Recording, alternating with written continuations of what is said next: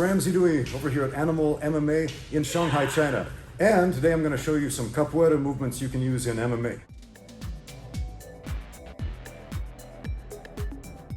Right here fighting, she's throwing shots at my head, right, or kicks at the body or head or whatever, boom, right? So this is the way to get under that. If I punch her, she's probably going to punch me back. So I come down here for a leg kick, right? If you're a student of history, you might recognize this movement from the fight between Antonio Inoki, the wrestler, and Muhammad Ali. It was one of the first MMA fights in history, had a very weird rule set.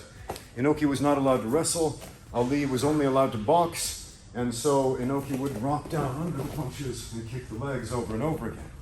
Now, let's add on to this, because we don't just want to stay on the ground. So, I tell an attack's coming up high, I drop down low, I kick, and then I come up high with a martello from the floor. So without a partner, it's going to look like this. Drop, kick the leg, and then up.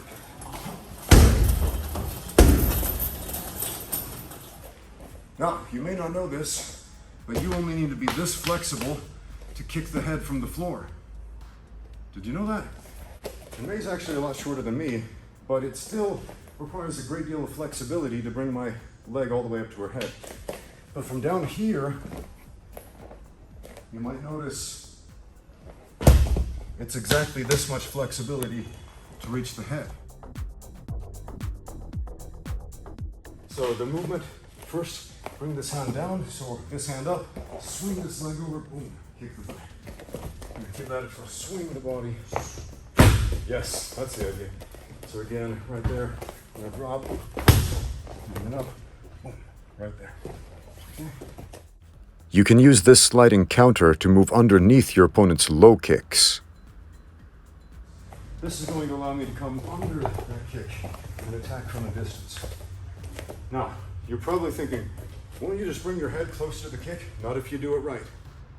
Okay, if I come down here, yeah, she's gonna kick me with this leg. Don't do that. Instead, hand up, down. Boom. How far away is my head from her? May, can you kick me with your right leg? Not really. Okay. Especially if I've got a frame here.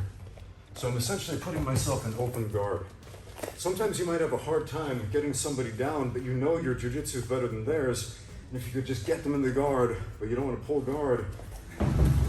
Now counter. Now yes, do some move on the side, Okay, smart. Better, yeah, smart. I would do the same. Well, look, open guard. Okay. And now we can play jiu-jitsu.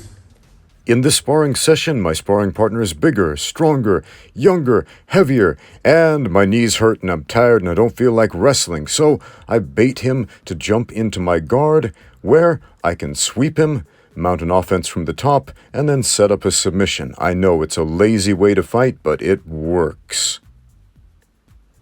This part is really important. As opposed to rotating on the knee, make sure you rotate on your hip, on the side of the butt. So if I come down here, you'll notice I'm rotating here. I come down here, hand, hip, rotate. Okay? Now when I come up for the second kick, I rotate up to my next hip, elevate, do that little hop, turn my head upside down.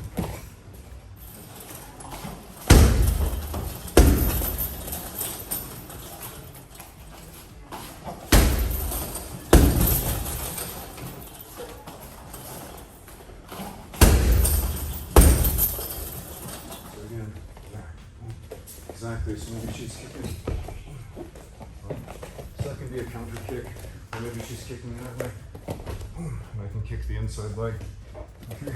Or we can go for the calves, and maybe she's kicking there.